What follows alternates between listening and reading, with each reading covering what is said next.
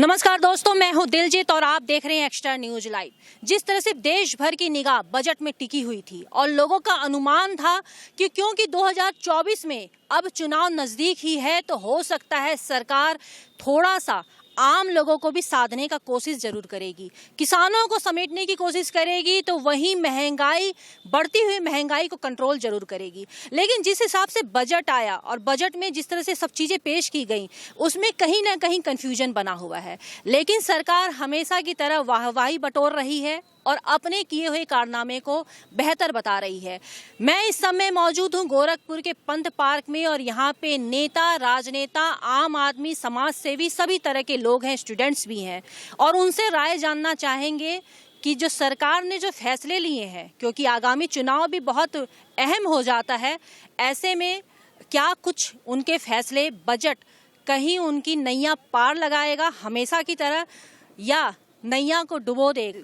हमारे साथ हैं समाजवादी पार्टी के जिला अध्यक्ष अवधेश जी, समाज सेवी हैं कुलदीप पांडे जी, और इसके साथ ही सर, आप क्या नाम?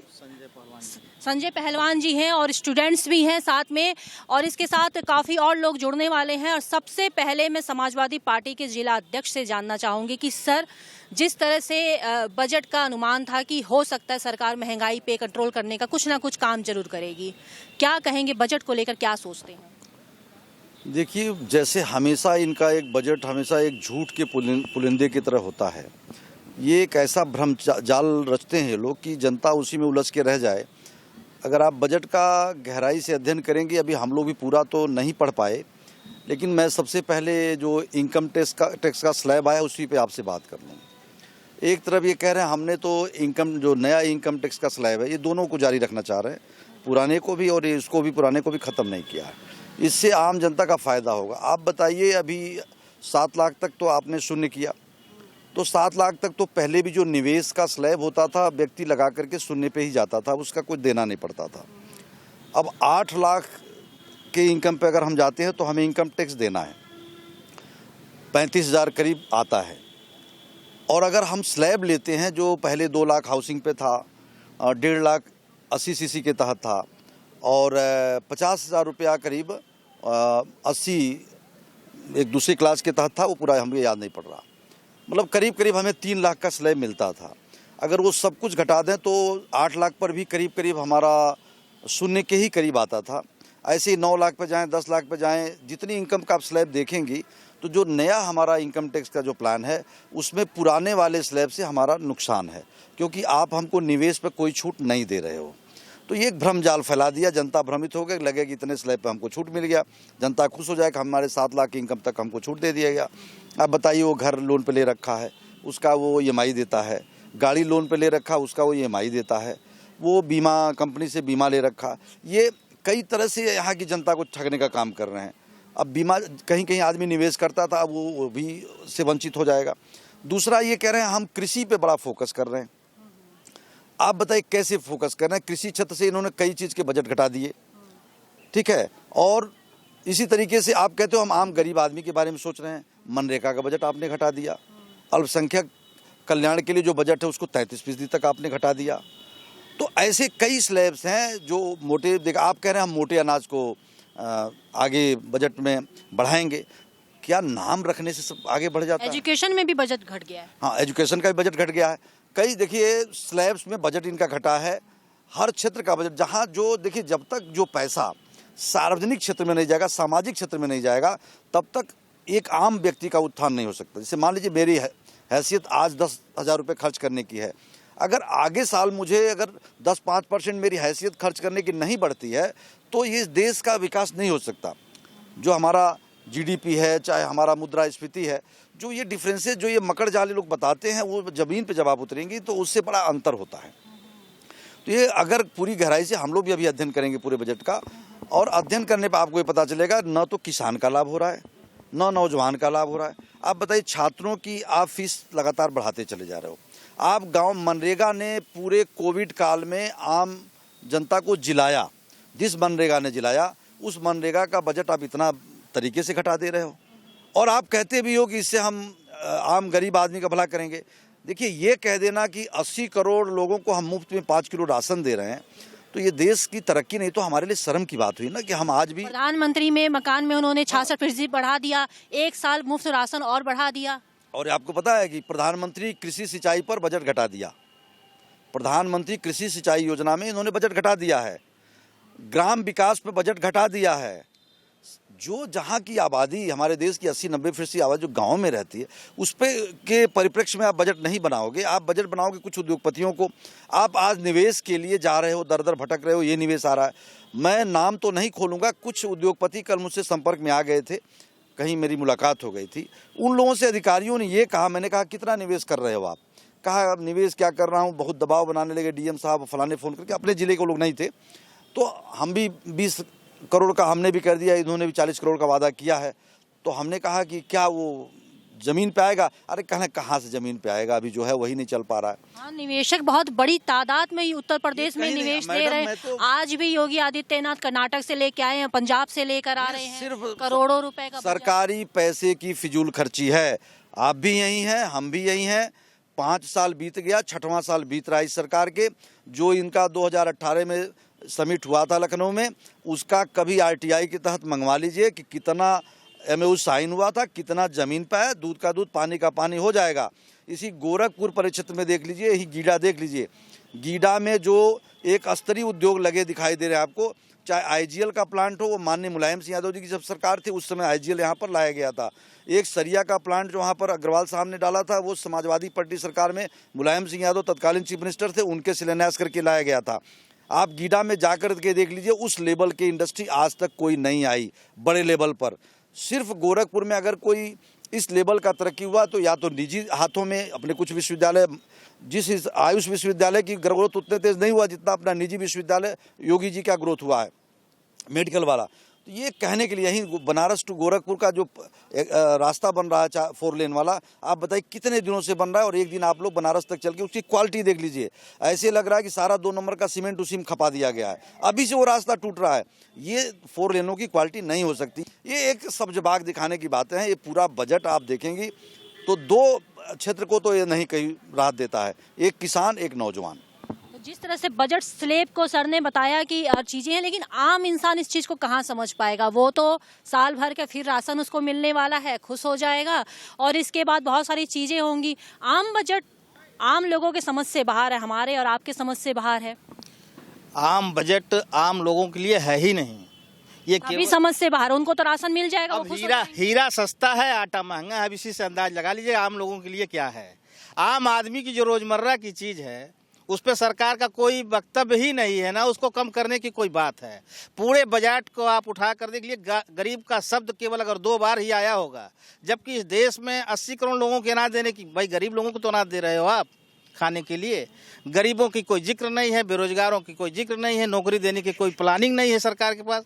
सरकार के पास केवल बड़े बड़े वादे हैं, और भी इनके बजट में ऐसे ऐसे बातें आई हैं कि जो 3 वर्षों में पूरा किया जाएगा, 20 वर्षों में पूरा किया जाएगा। बताइए, बजट 1 साल के लिए होता है कि 3 वर्ष और 5 वर्ष के लिए होता है? ये केवल चुनावी नौजवानों की अगर हम बात करें तो बजट में इस तरह है कि आप लोन लीजिए, अब और सारी चीजें हैं, और हवाई अड्डे बहुत बन रहे हैं।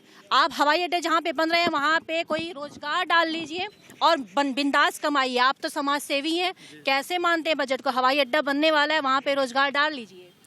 देखिए, कुल मिला के जैसे अभी बड़े भाई साहब ने बोला है, कुछ नेगेटिव बातें तो है, जो कि एक तरह से कहा जाए कि जितनी बातें इन्होंने बोला है सरासर सही में है कि धरातल पे दिखने को नहीं मिल रहा है। कागजी कार्रवाई ज़्यादा होती है, खानापूर्ति ज़्यादा होती है, लेकिन कुछ अगर इससे भी अगर हट के देखा जाए, कुछ पॉजिटिव अगर देखा जाए तो विगत करीब 5-6 सालों में कुछ विकास जो दिखने को मिले हैं। हमारे अगर सूबे के मुख्यमंत्री अगर हमारे गृह क्षेत्र अगर यहाँ से अगर गए हैं, माननीय मुख्यमंत्री योगी आदित्यनाथ जी, तो अगर बेसिकली मैं अगर युवाओं की बात करूँ तो रोजगार के क्षेत्र में तो विफल तो हुए ही हैं, लेकिन अगर युवाओं को क्या रोजगार मिल गया? नहीं, विफल तो मैं बोल तो रहा हूँ, विफल हुए हैं क्योंकि वो युवाओं को रोजगार नहीं दे पाए हैं। सीधा मतलब मेरा कहने का तात्पर्य यही है कि जो दिखावा वो लोग कागज पे करते हैं या प्रेस वार्ता करते हैं कि आज जो है इस बजट में इस युवाओं को ये दिया जाएगा, चाहे शिक्षा के क्षेत्र में चाहे जो भी है, तो केवल अगर शिक्षा ही दे करके अगर स्कूल और कॉलेजों से अगर लगभग अगर तमाम अगर स्टूडेंट अगर पास आउट हो जाएंगे, अगर उनको रोजगार पर अगर कोई मतलब कि ऐसी शिक्षा न दी जाए या कंपनियों फैक्ट्रियों की तरफ बंद करते चले जाएंगे, तो हमें लगता है कि यह बजट जो है विफल है। हम सीधा सीधा यही बोलना चाहता हूं कि जिस प्रकार से जो है इस प्रकार का जो आज जो है ये बजट आया हुआ है, आम बजट जो नाम दिया गया है, ये आम नहीं है। और लोग इसको आम के तरफ से कहा जाए कि खास बना दिए हैं लोग, क्योंकि अगर जिस प्रकार से देखा जाए, जैसे अभी सभी भाइयों ने भी बोला है कि केवल ये दिखावा मात्र है, छलावा मात्र है, तो ये हम नहीं कह सकते हैं। क्योंकि अगर इंफ्रास्ट्रक्चर में देखा, कृषि के क्षेत्र में भी कुछ जो योगी सरकार ने अच्छे काम किए हैं, युवाओं के लिए भी क्या काम भी गिनवाते नहीं, हम गिनवाते जा रहे हैं। जैसे कि देखिए अभी कृषि के क्षेत्र में कुछ स्लैब्स ऐसे से आए हैं, जैसे कि ये इनकम टैक्स को जैसे कि रोज किसानों के मतलब मुद्दे की बात की जा रही है। जैसे कि जो पिछले बार जो बजट आया था उससे मतलब कुछ हट के दिया गया है कि जैसे किसान भी संतुष्ट रहे, खुशहाल रहे। भैया खाद में सब्सिडी घटा दी गई, उनको खाद सही तरीके से नहीं मिल रहा है उपजाई के बाद। बात बता दूं, एक साथी नौजवान है, अभी सरकार ने कहा कि हम देसी कृषि को बढ़ावा देंगे, देसी कृषि को बढ़ावा देंगे, आपने सबने देखा होगा। लेकिन देसी कृषि को एक तरफ कह रहे हैं और सुप्रीम कोर्ट में हलफनामा भी दाखिल किया इन्होंने कि हम जो एक इनका जो इंटरनेशनल लेवल पे जो कंपनियों के रिसर्च के लिए दे रहे हैं, जीएम सीड्स का जो बात ही कर रहे हैं, और आज सरसों मस्टर्ड का जीएम मस्टर्ड सीड्स के रिसर्च के लिए पैसा दे रहे हैं। ये तो आप दोहरी बात क्यों करते हो? आप ये करें कि हम फर्टिलाइज़र के लिए कह रहे हैं कि हम जो जैविक खाद है उसके प्रोडक्शन को बढ़ावा देंगे, लेकिन दूसरी तरफ आप ये कह रहे हो कि नहीं, विदेशी कंपनियों को भी हम आमंत्रित करेंगे या उनके बीज हम लाएंगे जिन पे सुप्रीम कोर्ट तक में विरोध है, पूरे किसान उसका विरोध कर रहे हैं। तो ये सब चीज़ें देखिए एक भ्रमजाल है, कहते कुछ है करते यही नहीं करते, हर क्षेत्र में यही करते। आज मैं बता दूं, एजुकेशन फीस की ये कंडीशन है कि चाहे लॉ का क्षेत्र हो या मेडिकल का क्षेत्र हो या इंजीनियरिंग का क्षेत्र हो, हर जगह जिस स्लो गति से बढ़ रहा है। और ये जो कुछ लाते हैं ना, चुपके से लाते हैं, कहते कुछ दिखता नहीं है, वो चुपके से हमारे आपके अंदर घुस जाता है, हम समझ ही नहीं पाते हैं कि खर्चा हमारा कहाँ बढ़ गया। टैक्सेशन का प्रारूप आप देखेंगे, हर चीज़ पे आपको टैक्स देना है, बात करने से लेके, खाने से लेकर के, टहलने से लेकर के, कोई बिना टैक्स के नहीं बचा है। अभी जीवन बीमा क्षेत्र में आप जाइए, जीवन बीमा की प्रीमियम पे पहले कोई टैक्स नहीं लगता था। एक आदमी ऑलरेडी अपना टैक्स तो दे ही रहा है, फिर वो सरकार में निवेश कर रहा है, एक कंपनी में निवेश कर रहा है, और उस पर भी जीएसटी पूरा 4.5% जीएसटी उस पर भी लगता है।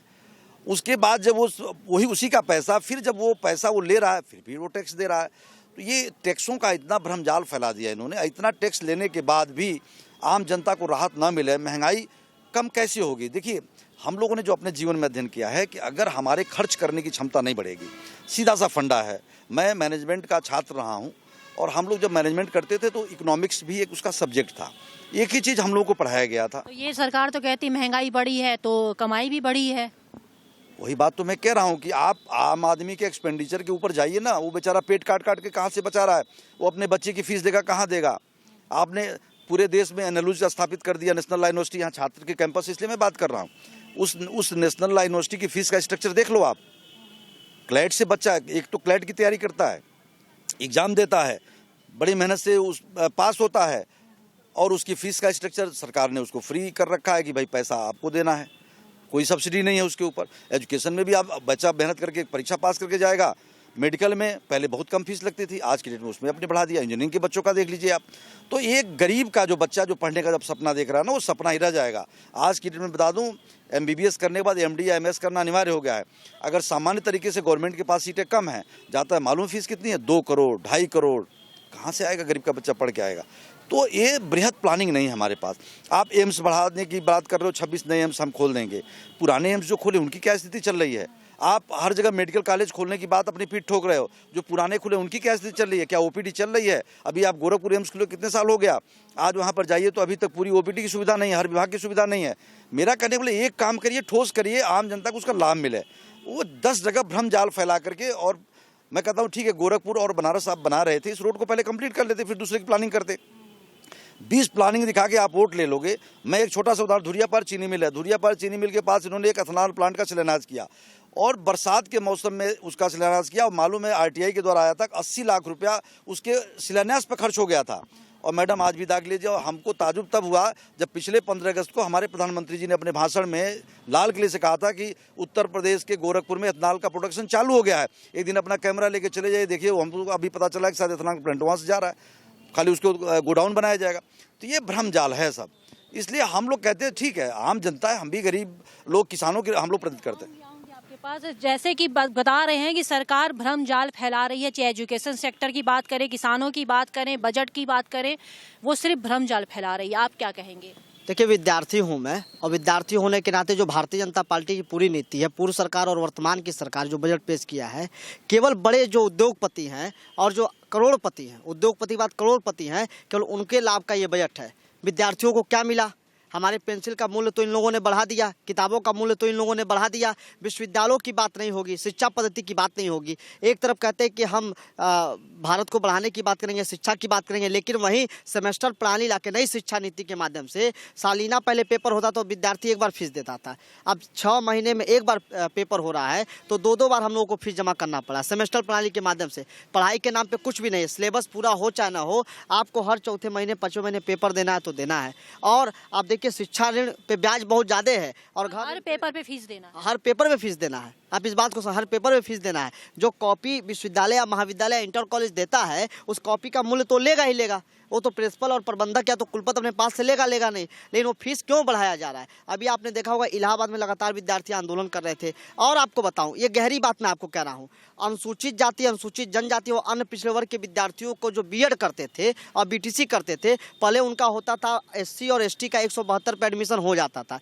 इस सरकार ने, खास करके योगी आदित्यनाथ जी की सरकार ने, उसको खत्म कर दिया है। अब एससी के बच्चों को पूरा देना पड़े, या तो 50,000 हो, 60,000 हो, 80,000 हो, या तो बीएड करें या तो बीएड ना करें। आप समझिए, ये एजुकेशन सेक्टर से उनका आरक्षण खत्म हो गया, आरक्षण खत्म कर दिया इन लोगों ने, क्योंकि डॉक्टर साहब बाबा भीमराव अंबेडकर के दिए आरक्षण के माध्यम से 172 में तो एडमिशन ले लेता था, लेकिन अब पूरा फीस देना पड़ रहा है बीएड वाले बच्चों को। और स्कॉलरशिप आएगा कि नहीं आएगा कोई तय नहीं है, छात्र प्रतिपूर्ति आएगी कि नहीं आएगी कोई तय नहीं। आप चले जाइए गोल घर में देख लीजिए, आप चले जाइए लाल डिग्गी पे देख लीजिए, ये सरकार बड़ा बड़ा बजट बना रही है, निवेशक ला रही है। मुझे लगता है कि बड़ा बड़ा स्मार्ट सिटी बनाने से अच्छा है स्मार्ट विश्वविद्यालय कब बनेगा, स्मार्ट हॉस्टल कब बनेगा। आप जाके देख लीजिए गोरखपुर विश्वविद्यालय का जनरल हॉस्टल जर्जर पड़े हुए हैं। मुझे याद है, आपका विश्वविद्यालय तो अभी लेके आया नैक में A++, उसके लिए बधाई है, लेकिन ऊपरी क्या है अंदर क्या है उस पर बाद में चर्चा। किस में लेकर आया A++? आप बधाइयाँ भी बहुत मिल रही हैं। आपको अंदर तक घुस के देखना चाहिए। माननीय मुख्यमंत्री जी का क्षेत्र है और मुख्यमंत्री जी का दबाव है, जहां शुद्ध पेयजल की व्यवस्था ना हो, जहां छात्र संघ की व्यवस्था ना हो, जहां छात्रावास जर्जर हो चुके हो, जहां सीमेंट टूट रहा हो, जो विश्वविद्यालय एक पेयजल की व्यवस्था नहीं करा सकता है वो क्या कराएगा। लेकिन आप इस विषय पे पढ़िए कि जो बजट है, बजट के नाम पे हमें क्या मिला, विद्यार्थियों को नाम क्या मिला। माननीय वित्त मंत्री जी एक बार बयान दे रही थी, एकलव्य विद्यालय की बात आ रही थी। मैं अनुसूचित जनजाति से बिलोंग करता हूं, मैं एसटी से बिलोंग करता हूं, जो बार बार कहते थे कि आदिवासियों के लिए एकलव्य विद्यालय बनाया जाएगा। आखिर पूरे उत्तर प्रदेश में 13 जनपद पहले शामिल था और 4 जनपद केंद्रीय मंत्री अर्जुन मुंडा साहब ने फिर शामिल किया जनजाति आयोग का। हमें प्रमाण पत्र नहीं मिल रहा है अनुसूचित जनजाति का। पूरे उत्तर प्रदेश में जो 13 जनपद और 4 हो गया 17 हो गया। मैं आपको बताऊं, जब एकलव्य विद्यालय किसके लिए वो बनाएंगे? जब आप हमको आदिवासी का प्रमाण पत्र दे नहीं रहे हैं, एसटी का प्रमाण पत्र दे नहीं रहे हैं, तो आप विद्यालय बना के, एकलव्य विद्यालय बना के क्या करेंगे? ये धोखा देने की बात है। आप हमारे रोजगार की बात क्यों नहीं करते? आप शिक्षा को बढ़ावा देने की बात क्यों नहीं करते? आप कहते सर्व शिक्षा अभियान लाएंगे, लेकिन मुफ्त में क्यों नहीं देते? आप विश्वविद्यालय में जो 3000 ज्यादा पढ़ लेंगे तो नौकरी नहीं मांगेंगे, आप कम पढ़ेंगे तो रोजगार करेंगे। क्यों भैया? कम पढ़ेंगे तो रोजगार करेंगे, रोजगार करेंगे तो लोन लेंगे। नहीं, देखिए सबसे बड़ी बात ये होती है ना, अभी आप जो बोल रहे थे कि A++ मिला है ना गोरखपुर विश्वविद्यालय को, लेकिन आप जब गोरखपुर विश्वविद्यालय के छात्रों से जाके पता करेंगे तो हर तीसरा छात्र ऐसा है जो गोरखपुर विश्वविद्यालय प्रशासन से प्रताड़ित है। मैं यहाँ के विधि का छात्र हूँ और देखिए अभी हम लोगों का एग्जाम चल रहा है, कब डेट टल जाएगा, कब एग्जाम करा लिया जाएगा कोई गारंटी नहीं है। मेरा दो पेपर हो गया, अब 2 पेपर टाल दिया गया है, अब उसका कब डेट आएगा अभी कोई गारंटी नहीं है। मतलब हमेशा मझधार में फंसे रहते हैं। भैया आप भी युवा हैं, आप बताइए। बिल्कुल, देखिए मैं अपनी यहाँ बीती चीज़ बताता हूँ। यहीं भूगोल की मेरी कॉपी चेक हुई थी, तो उसमें ये तक मैं प्रैक्टिकल में 1 नंबर से फेल था। और मैंने भूगोल विभाग अध्यक्ष से कहा कि सर मेरी कॉपी दोबारा चेक कराई जाए, तो उन्होंने सिंपल सी एक बात कही कि कॉपी हम चेक कराएंगे, लेकिन शायद उसके बाद तुम्हारा एडमिशन खारिज हो जाएगा। मैं कहा मैं कंफर्म हूँ, आप कॉपी मेरी चेक कराइए, अगर आप उससे 1 नंबर भी मेरा कम रहेगा तो एडमिशन खारिज कर दीजिएगा। लेकिन उन्होंने कुछ नहीं कहा। उसके बाद मैं दोबारा गया, दोबारा फिर यही चीज़ सुनना पड़ा। फिर मैं खुद शांत हो गया, मैं कहा चलो मैं बैक पेपर दे दूंगा, कोई दिक्कत नहीं मुझे। तो ऐसी चीज़ें हैं कि अभी हमारा पेपर खत्म हुआ है और फिर नोटिस आ गया कि 2 महीने बाद फिर आपका पेपर है। अभी 4th सेमेस्टर में हमारा एडमिशन नहीं हुआ है, लेकिन फिर नोटिस आ गया कि आपका 2 महीने बाद फिर पेपर है मिड टर्म का। तो इस हिसाब से अगर देखा जाए तो गोरखपुर विश्वविद्यालय में अभी आपने कहा कि नेक मूल्यांकन में हमें A++ मिला है, तो उसके कुलपति जी को बधाई हो। लेकिन आप अंदर घुसेंगी तो अगर 1 या 2 डिपार्टमेंट को छोड़ दिया जाए तो शुद्ध पानी पीने की व्यवस्था नहीं है अंदर, ऐसी चीज़ें हैं। और कुलपति हमारे ठीक है, उनको तो क्या ही कहा जाए, लेकिन अंदर अभी जैसे प्रोफेसर लोग हैं, उनसे अगर आप क्लास के लिए बात की जाए, अब हम लोग मान लीजिए इसमें युवा हैं तो एक पढ़ाई से बात करेंगे, पिताजी हमारे किसान हैं तो किसानी में जाएंगे। बड़े भैया ने कहा कि खादों के लिए जो बात हुई है, तो मैं खुद बता दूं, मैं घर का खाद खुद ही लाता हूँ। यूरिया की बोरी हुई, उसको 150 रुपये बढ़ा दिया गया, सब्सिडी आना नहीं है। सिलेंडर पे देखेंगे सब्सिडी आना नहीं है, दाम बढ़ते जा रहा है। तो अब घर से जब पिताजी से बोलेंगे, अभी आज मैं बोला हूँ सुबह में कि पापा 4 सेमेस्टर की फीस, पहले 3rd सेमेस्टर की रिजल्ट आने दो। 3rd सेमेस्टर जब मेरा 4th सेमेस्टर पार हो जाएगा, हो सकता हो तब तक रिजल्ट आए मेरा। अभी तक ऐसा पेंडिंग पड़ता है यहाँ पे गोरखपुर विश्वविद्यालय में, यही है। और हमने कई बार कुलपति जी से भी मिला कि सर ये सिस्टम जो है ख़त्म कर दिया, बड़े भैया यहीं के पढ़े आदमी हैं, इनसे भी हम लोगों ने बात किया। लेकिन हर चीज़ जो है पेंडिंग में डाल दी जाती है कि आपका रिजल्ट आएगा। तो हम जब 4th सेमेस्टर, मान लीजिए बाय द वे, अगर 3rd सेमेस्टर किसी सब्जेक्ट में हमारा बैक लगा है और 4th सेमेस्टर हम पार कर दिए, तो 5th सेमेस्टर में जाके मुझे 3rd सेमेस्टर का एग्ज़ाम देना है। बाय द चांस वहाँ ना निकला तो फिर हम लोग क्या करेंगे? 4th सेमेस्टर की फीस भी गई। पूरी तैयारी होती है, आप फीस जमा करते जाइए, पेपर देते जाइए, रिजल्ट की चिंता ना करें। कॉपी इतने चेक होने आप बस, भी बोल दीजिए, पीछे पीछे मंधम ना मुस्काइए। कॉपी जांच करने की इतनी गड़बड़ व्यवस्था है यहाँ पे। और मैं बताऊं, सबसे ज्यादा विद्यार्थी इस बार जो हुआ था कि पास हुआ 100 में से 60% विद्यार्थियों के बैक लगे, रीबैक लगे, 1 नंबर से 2 नंबर से, पता नहीं क्या मूल्यांकन है। और एजेंसी ने इतने रिजल्ट गड़बड़ किए हैं इतने, और एक विद्यार्थी का रिजल्ट अगर फंसता है, W1 W2 लगता है, वो पूरा कैंपस का चक्कर लगाएगा। यहाँ से प्रशासन वाले कहेंगे डिपार्टमेंट जाओ, डिपार्टमेंट कहेंगे कुलपति जी के पास जाओ, कुलपति जी कहेंगे परिषद पास जाओ, परिषद कहेंगे कुल सचिव के पास जाओ, पूरा घन चक्कर बन के वो घूमता रहेगा। ये शिक्षा व्यवस्था, वो क्लास कब करेगा, पढ़ेगा कब? आपको बताऊं, बजट पे शिक्षा कोई एक व्यवस्था नहीं है कि आप अपनी समस्या लेके उस बंदे के पास जाके मिल लो। अब वो सही से बात ही नहीं करेगा, टेबल पे मिलेगा ही नहीं वो आपसे, वो कहीं होता होगा। हमको लगता है ऐसा कोई विश्वविद्यालय में कोई ऐसा मतलब कार्य नहीं है कि जो जिसके पास एक बार के जाने में हो जाए। मेरा खुद INC लगा था, मैं कम से कम यहाँ पे सोच लीजिए मैं 2017 से हूँ, और INC के लिए मुझे कम से कम 10 बार जाना पड़ा था परीक्षा नियंत्रक के पास, तब जाके वो हटा। उसके बाद आप देखिए मेरा 3rd सेमेस्टर में एडमिशन हो गया, लेकिन 1st और 2nd सेमेस्टर का रिजल्ट ही नहीं आया था। तो ऐसा भी होता है कि अगर मेरा 3rd सेमेस्टर में एडमिशन हो गया और उसमें अगर कहीं बाय चांस मैं फेल हो गया होता तो मेरा फीस वापस तो नहीं मिलता। अगर फेल हो गए तो हो गए। अब वो तो अच्छा मान लीजिए आप लोग स्टूडेंट हैं, भेजे जाते थे पहले, विश्वविद्यालय के द्वारा भेजे जाते थे। आज की तारीख में उन कॉलेजों से कहा था अपना पेपर ले जाओ, जो परीक्षा होना है, इतनी सूचना है उसका। सुबह पेपर है और उस कॉलेज में पेपर नहीं पहुंचा, बच्चे परीक्षा देने आए हुए हैं, तो कहा गया चलो पेपर नहीं पहुंचा, रद्द कर दो। एक मैं कॉलेज में बैठा था, 4 दिन पहले की बात बता रहा हूँ। फिर तब तक कोई पेपर लेके पहुंच गया, फिर बच्चों को बताया नहीं आ जाओ पेपर है, पेपर 1 घंटे का। मतलब मजाक बना दिया है पूरी शिक्षा व्यवस्था को। और लोग कह रहे हैं कि A++, ठीक है A++ मिला है, गोरखपुर के लिए शान की बात है, बधाई। लेकिन वो A++ का क्या कह रहे हैं? A++ इसलिए मिला कि कुलपति रिश्तेदार हैं सत्ता में बैठे हुए लोगों के, ठीक है, इस नाते से उनको A++ मिल गया है। नहीं तो जब यहाँ के जमीनी हकीकत को आप देखेंगी ना तो हकीकत कुछ और ही नजर आएगा। बाकी आप कुछ भी आपको डर नहीं दिखाई देता क्या? मुख्यमंत्री का एक गृह जनपद है जो एकदम चौपट रहा। माननीय मुख्यमंत्री जब सांसद थे तो बार बार कहते थे विश्वविद्यालय में बदलाव होना चाहिए, बदलाव होना। आज स्वयं सत्ता में बैठे हुए हैं और स्वयं बदलाव नहीं करना चाहते। ट्रिपल M का मामला देख लिए, कितने एडमिशन फर्जी निकले, एक भी जांच हुआ क्या उसमें? नहीं हुआ।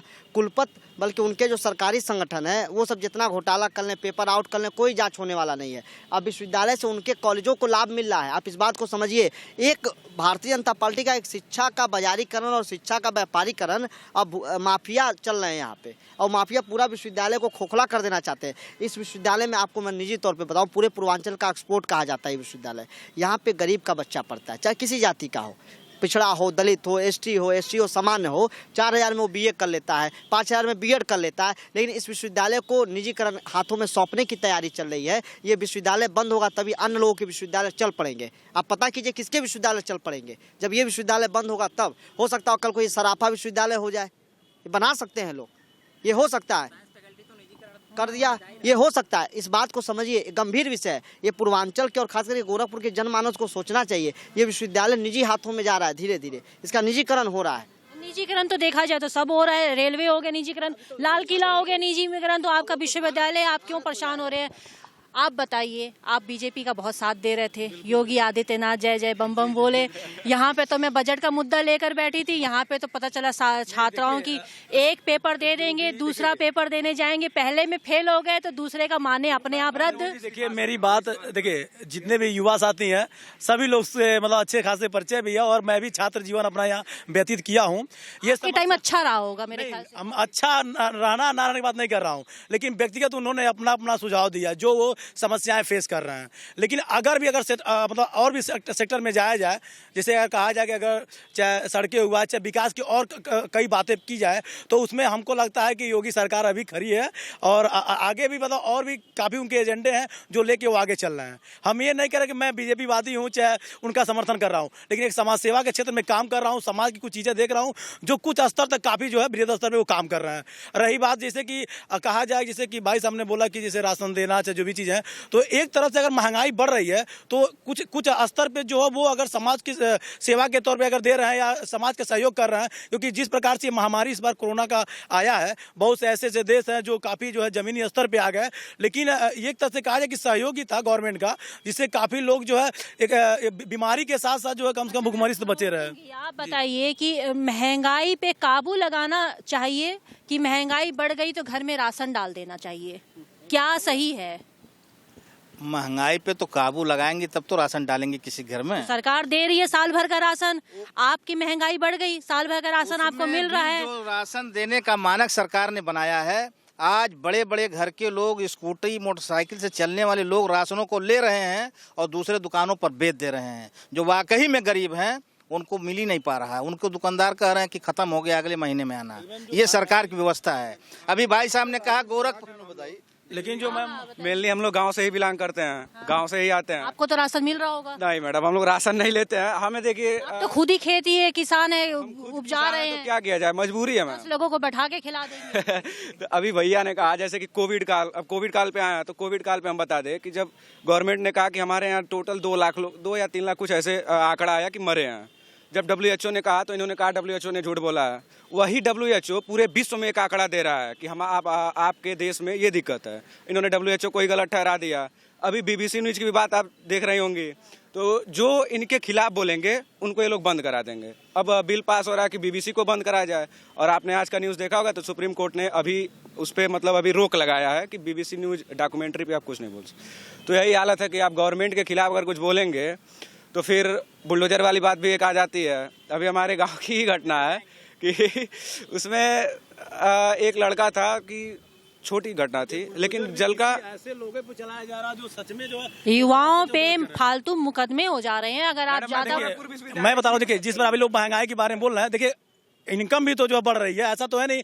पहले जो है लोग 5,000 रुपये मंथली जो मतलब कमाई करते थे, रोजगार पाते थे, आज क्या 5,000 रुपये जाएंगे? वो उन लोग भी तो जो है वेतन बढ़े हैं महीने के। आज 8,000 कमा रहे हैं और 12,000 खर्च कर रहे हैं। कहाँ है भैया? उसकी भी सच्चाई मैं बता दूं, मेरे गांव का ही एक लेबर है। सब दुख भरी कहानी है। मेरे गांव का एक लेबर है, वो मेरा घर यहाँ से लगभग 60 किलोमीटर दूर पड़ता है। तो वहाँ से वो आता है और यहाँ पे आता है, बेचारा वो जोड़ैया वाला काम करता है। उसका 700 रोज का वेतन है। 700 रुपये भाड़ा लग जाता, 150 उसका दोनों तरफ से भाड़ा हो गया, और रोज 100 या 150 की सब्जी लेके जाएगा। 300 तो यहाँ हो गया। अब वो सोचिए 400 में क्या बचाएगा कि उसके 2 लड़के, वो लड़कों को भी खिला लेगा और अपना परिवार भी संभाल लेगा। आने वाले मान लीजिए स्वास्थ्य में कुछ दिक्कत हुआ, उसको भी 400 में क्या क्या संभालेगा वो। तो बात ये है कि युवाओं को अगर देखेंगी तो रोजगार ही मांगेंगे। तो इसीलिए शिक्षा का बजट घटाया जा रहा है कि जब हम पढ़ेंगे तभी तो रोजगार मारेंगे, ना पढ़ाई रहेगी और ना रोजगार रहेगा। मेरे साथी नौजवान है, मैं कह रहा हूँ महंगाई का एक रेशियो बढ़ता है और सरकार भी वेतन में या आमदनी में भी उसी रेशियो से सबको महंगाई भत्ता देती है, वो 10 या 15% का होता है। क्या भारतीय जनता पार्टी के समर्थक या उनके विचार के जानने वाले लोग या समर्थन करना बताएंगे कि 2014 से पहले जो अरहर का दाल अगर 45, 35, 40 पे था और वो आज की डेट में 200 पहुंचा है, तो क्या महंगाई की दर इतनी गुना बढ़नी चाहिए थी? क्या जो गैस का सिलेंडर जो 400 तक आते आते आपने इतना आंदोलन बीजेपी ने खुद किया, आज 1000 से ऊपर जा रही है, क्या महंगाई के परसेंटेज इतना जो आप हमें इनकम हमारी बढ़ा रहे हो, क्या उसके एवरेज में ही महंगाई बढ़ रही है? नो डाउट, मैं इनकी बात से सहमत हूँ कि बढ़ेगा, वो तो नेचुरल चीज़ है, लेकिन क्या एवरेज वही है? आप जो कहते हैं ना 70 साल की बात बार बार कहते हैं, तो जो 70 साल में आया आपने 7 साल में उसको डबल कर दिया, ट्रिपल कर दिया, 4 गुना कर दिया। ये कुछ समझ में नहीं आया। अभी आपने देखा होगा पेट्रोल और डीजल की कीमतों को लेकर के एक बार हिमाचल प्रदेश की एक लोकसभा सीटें लोग हार गए। इनको बहुत करारा तमाचा लगा कि ये तो हम फंस गए। पहले लोग कहते थे कि नहीं, डीजल पेट्रोल का दाम हमारे हाथ में नहीं है। उसके बाद से आज का दिन है, आप बता दो डीजल पेट्रोल का दाम बढ़ा, अब किसके हाथ में चला गया भाई? तब तो कहते थे तो प्राइवेट कंपनियों के हाथ में, रोज फ्लक्चुएशन होता है, वो अपना बढ़ाते हैं घटाते हैं, आज 10 पैसा बढ़ा, कल 20 पैसा बढ़ा। लेकिन उसी हिमाचल के बाई इलेक्शन के बाद आज तक वही रेट स्थिर पड़ा हुआ है।